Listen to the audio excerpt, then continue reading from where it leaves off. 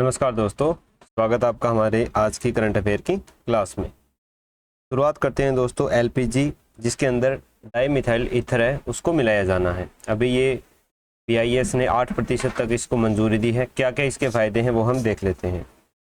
तो एलपीजी और डीएमई में अंतर क्या है? एलपीजी यानी लिक्विड पेट्रोलियम गैस और DME di methyl ether. LPG होती है वो प्रोपेन और ब्यूटेन गैस का मिश्रण होती है, जबकि डाई मिथाइल ईथर का फॉर्मूला होता है CH3-O3 और CH3। एलपीजी -7 बार के ऊपर लिक्विड फॉर्म में आती है और डाई मिथाइल ईथर है ये -5 से -7 बार के अंदर लिक्विड फॉर्मेशन में आ जाती है। एलपीजी में बहुत कम धुआं होता है, जबकि डीएमई में शून्य धुआं होता है और ये सल्फर और राख से रहित होती है। एलपीजी ग्रीन हाउस गैस प्रभाव थोड़ा बहुत दिखाती है, लेकिन जो डीएमई है ये पूर्णतः पर्यावरण को नुकसान नहीं पहुंचाता है और ओजोन गैस को भी नुकसान नहीं पहुंचाता है।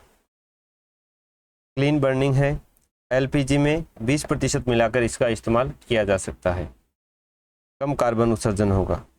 अगर हम एलपीजी में इसकी 20% मिलावट करेंगे तो हमारा एलपीजी का आयात है वो घटेगा, जिससे कम लागत पड़ेगी। और जो भी हम गैस स्टोव वगैरह यूज़ कर रहे हैं उसमें किसी भी प्रकार के बदलाव करने की ज़रूरत नहीं है। भारत में वर्तमान में इसकी क्या स्थिति है, कहाँ पर इसका प्रोडक्शन हो रहा है वो देख लेते हैं। BIS bureau of Indian standard है, उसने अभी 8% तक इसके मिश्रण को अनुमति प्रदान कर दी है। महाराष्ट्र के सोलापुर में पहला प्लांट इसका लगाया जा चुका है। आत्मनिर्भरता के क्षेत्र में ये एक कदम होगा और इससे लगभग जो हम प्राकृतिक गैस आयात करते हैं उसमें 9500 करोड़ रुपए की बचत होगी। डीजल के विकल्प के रूप में भी इसको देखा जा सकता है, क्योंकि डीजल का जो सेटन पॉइंट है 40 से 55 है, वहीं डीएमई का सेटन पॉइंट है 55 से 60। सेटन पॉइंट होता है कि किसी भी जो ईंधन है वो कितना जल्दी जलता है, उस यूज़ में आता है। तो वही चीज़ है, डीएमई का डीजल के आसपास है सेटन पॉइंट, तो इसको डीजल की जगह यूज़ में किया जा सकता है। लेकिन इसका कम ऊर्जा घनत्व होने के कारण इसकी खपत है वो ज़्यादा होगी।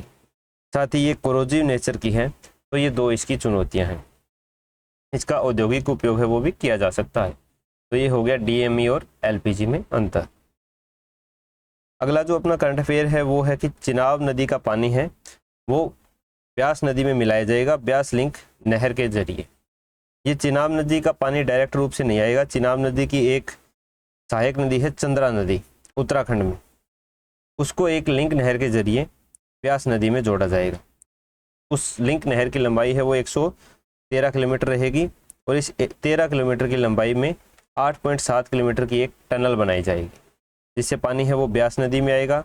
ब्यास नदी से फिर हरीके बैराज में आएगा और वहाँ से इंदिरा गांधी नहर परियोजना को पानी मिलेगा, जिससे राजस्थान के जो श्रीगंगानगर, बाड़मेर, बीकानेर, जैसलमेर, चूरू जिले हैं इनको पानी 2029 तक मिल पाएगा। इससे पाकिस्तान में जाने वाले पानी पर रोक लगेगी और हिमाचल प्रदेश में 4000 मेगावाट बिजली का उत्पादन होगा और राजस्थान में इस परियोजना के तहत 2029 तक पानी है वो मिल पाएगा। फिर हमारे जो राज्य चुनाव आयोग है उन्होंने कोर्ट में क्षमा मांगी है कि चुनाव में देरी है वो उनके कारण नहीं हुई है, ये राज्य सरकार के कारण हुई है, क्योंकि परिसीमन करना, आरक्षण के लिए सीटें तय करना ये राज्य सरकार का काम है, जो उन्होंने अभी तक रिपोर्ट नहीं पहुंचाई है। फिर ये एक डाटा आया है एआई और चिप मैन्युफैक्चरिंग से रिलेटेड। भारत में 208 डेटा सेंटर परियोजनाएं अभी पाइपलाइन में है, जिसमें 12.3 लाख करोड़ का निवेश होना है, जिससे अभी डेटा सेंटर की जो स्टोरेज है वो 1.5 गीगावाट से 2030 में 20 गीगावाट तक बढ़ाई जा सकती है। चिप निर्माण में भारत की स्थिति है वो बहुत ही ज़्यादा दयनीय स्थिति है, 0.1% से भी कम है, जबकि एक नंबर पे ताइवान, दक्षिण कोरिया और चीन है। और 2 साल में अगर सभी देशों के एआई कंपनीज का मार्केट कैप देखें तो उसमें भी एक नंबर पे दक्षिण कोरिया, ताइवान, अमेरिका है और भारत में ये -34% रहा है पिछले 10 साल में। यानी जो भी आईटी कंपनीज है उनका मार्केट कैप कम हुआ है। लेकिन इंडिया सेमीकंडक्टर मिशन के तहत 12 परियोजनाएं चलाई जा रही है, जिसमें लगभग 1.64 लाख करोड़ का निवेश किया जाएगा। और ये 28 नैनोमीटर या बड़े नोट्स वाले चिप का निर्माण है वो इन परियोजनाओं के तहत किया जाएगा, क्योंकि ज़्यादातर जो इलेक्ट्रॉनिक्स इक्विपमेंट हैं उनमें 28 नैनोमीटर या इनसे बड़ी चिप्स ही काम में आती है। फिर ये एक एडिटोरियल है कि संवैधानिक विवेक और संघीय संतुलन से हो परिसीमन। अब परिसीमन से रिलेटेड मुद्दा है वो लोकसभा में उठा हुआ है, क्योंकि जनगणना चल रही है और इसके बाद परिसीमन करना है, लेकिन इसमें जो दक्षिणी राज्य है वो काफ़ी ज़्यादा नाखुश हैं, क्योंकि परिसीमन होता है लोकसभा की सीटें हैं उनका बंटवारा जनसंख्या के अनुपात में दोबारा करना। कोई भी लेटेस्ट जनगणना होती है तो उसके आधार पर किया जाता है, लेकिन दक्षिणी राज्यों में जनसंख्या नियंत्रण के फलस्वरूप उनकी जनसंख्या में ज़्यादा बढ़ोतरी नहीं हुई है। उसके बदले जो उत्तर भारत की जनसंख्या है वो बहुत ज़्यादा बढ़ गई है। अगर जनसंख्या के हिसाब से इनको लोकसभा में सीटें दी जाएगी तो उत्तर भारत का राजनीतिक प्रतिनिधित्व है वो बढ़ जाएगा, जबकि दक्षिण भारत के राज्यों का इसमें कोई दोष नहीं है, क्योंकि उन्होंने जनसंख्या नियंत्रण को अपनाया है। तो यहाँ पर संवैधानिक विवेक यानी संविधान में तो लिखा हुआ है कि जनसंख्या के अनुपात में सीटों का बंटवारा होना है, और संघीय संतुलन, साथ में हमें राज्यों की सहमति भी आवश्यक है, क्योंकि केवल जनसंख्या के आधार पर अगर हम बंटवारा करेंगे तो जाहिर सी बात है कि दक्षिणी राज्य और जो छोटे राज्य हैं जिनकी जनसंख्या कम है उनका राजनीतिक प्रतिनिधित्व है वो बहुत ही कम हो जाएगा। जो संघीय संतुलन है, संघीय ढांचा है अपना, उसको बिगाड़ सकता है। इसलिए इन दोनों में संतुलन साध के चलना है। फिर एक आर्टिकल आया था विदेश नीति और नेतृत्व के मूल्यांकन में देखें राष्ट्रीय हित। तो ये मुख्य रूप से केंद्रित है, जो हमारे देश के प्रधानमंत्री थे तो जो जॉर्ज मेलोनी की मेलोडी ट्रॉफी दी थी उस पर जो कटाक्ष हुए थे विपक्ष द्वारा, उसके लिए ये कहा गया है कि अपने जो भी राजनीतिक विचारधारा है वो अलग अलग होती है, वो देश में होनी चाहिए। अगर कोई भी अंतर्राष्ट्रीय मंच पर हमारे प्रधानमंत्री जाते हैं तो वहाँ पर वो पूरे देश को रिप्रेजेंट करते हैं, ना कि अपनी पार्टी को। तो वहाँ पर उनको पूरे देश को उनका समर्थन करना चाहिए। फिर एक एडिटोरियल है शिक्षा का बाजारवाद और विद्यार्थियों में बढ़ता असंतोष।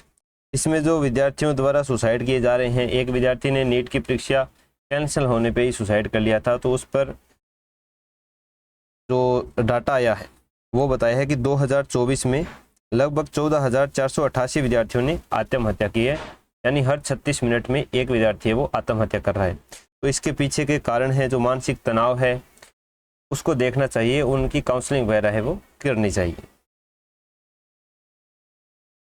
फिर इंडो पैसिफिक व ऊर्जा सुरक्षा के मुद्दों पर साथ है क्वाड। जो क्वाड देशों के विदेश मंत्रियों की बैठक हुई थी तो उनमें काफ़ी ज़्यादा ऊर्जा सुरक्षा मुद्दों पर और भारत के साथ द्विपक्षीय समझौते हुए हैं रेयर अर्थ मिनरल्स के ऊपर। तो उससे चीन है वो थोड़ा सा बुखलाया हुआ दिखता है। उसने कहा है कि देशों के बीच सहयोग क्षेत्रीय शांति, स्थिरता और समृद्धि के लिए होना चाहिए, न कि किसी तीसरे पक्ष को निशाना बनाने के लिए। हम विशेष गुट बनाने का विरोध करते हैं, क्योंकि क्वाड देश है। चाइना में क्या है, लगभग पूरे वर्ल्ड का 74% रेयर अर्थ मिनरल्स है। अब दूसरे देशों को ये निर्यात या तो फिर महंगे दाम में करेगा या इसका एकाधिकार है, तो उसके लिए बाकी सारे देश मिलकर अपने अपने देशों में जो भी इनका खनन कर पा रहे हैं उन परियोजनाओं को समझौते के आधार पर निवेश किया जा रहा है। तो इसने यही बात कहने की कोशिश की है। जैसे ये करंट अफेयर में दिया हुआ है, भारत और अमेरिका ने महत्वपूर्ण खनिजों और दुर्लभ मृदा तत्वों की सुरक्षित आपूर्ति के लिए द्विपक्षीय समझौता किया है। इसके बाद भारत में पहली बार विश्व योगासन चैंपियंस है, 4 से 8 जून तक अहमदाबाद में होगा। खेल मंत्री मनसुख मंडाविया ने इसका लोगो, ट्रॉफी और वीर शुभंकर लॉन्च किया है।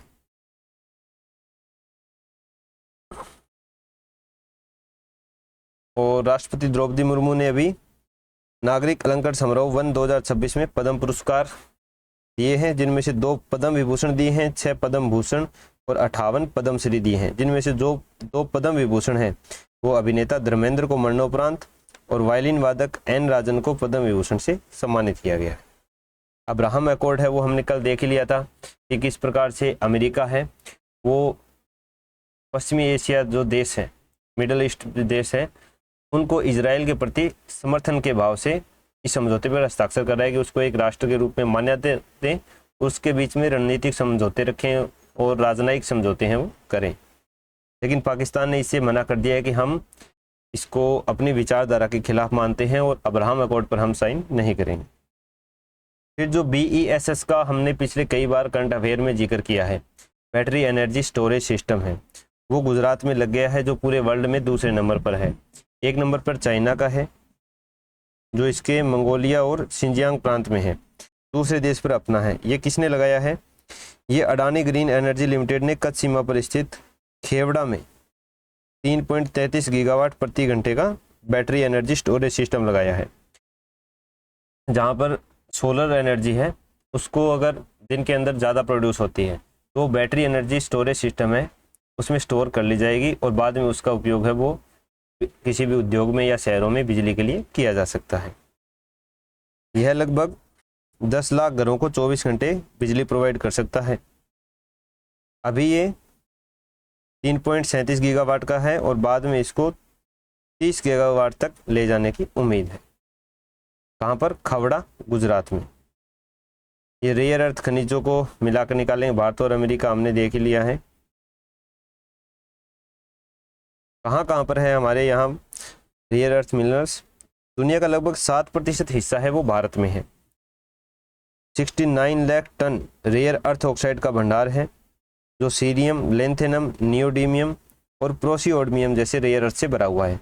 इसमें है ओडिशा का छतरपुर, केरल का चवारा और अलुवा, तमिलनाडु का मानवा कुरुचि, आंध्र प्रदेश का विशाखापत्तनम और भिनूनीपट्टम। हैवी रेयर अर्थ मेटल में हमारे राजस्थान में बाड़मेर की कमाईथाई, जालोर और उदयपुर में है। गुजरात के छोटा उदयपुर में कार्बोनेटाइट चट्टानों का बड़ा भंडार है, जो रेयर अर्थ का एक संभावित स्रोत है। लेकिन इसके अंदर सबसे बड़ी समस्या है थोरियम की, जो एक रेडियो एक्टिव तत्व है वो भी मिला हुआ है। तो इसके खनन और प्रसंस्करण में बहुत ज़्यादा सावधानी बरतने की जरूरी है और प्रक्रिया है वो भी काफ़ी महंगी होने वाली है। तो ये थे हमारे आज के करंट अफेयर्स। RS 2026 का नोटिफिकेशन आ गया है, तो जो भी प्रतिभागी है, तैयारी कर रहे हैं, एस्पायरेंट है, उनके लिए एक सुनहरा मौका है। जो RS प्री की परीक्षा है वो भी लगभग 6 महीने बाद 29 दिसंबर को होने वाली है। तो काफ़ी टाइम है, आप सभी अच्छी तैयारी कर सकते हो, तो उसमें लगे रहिए। ये PDF है वो मैं मेरे टेलीग्राम चैनल पे डाल दूंगा, जिसका लिंक मैंने नीचे डिस्क्रिप्शन में दे रखा है। मिलते हैं दोस्तों नेक्स्ट वीडियो।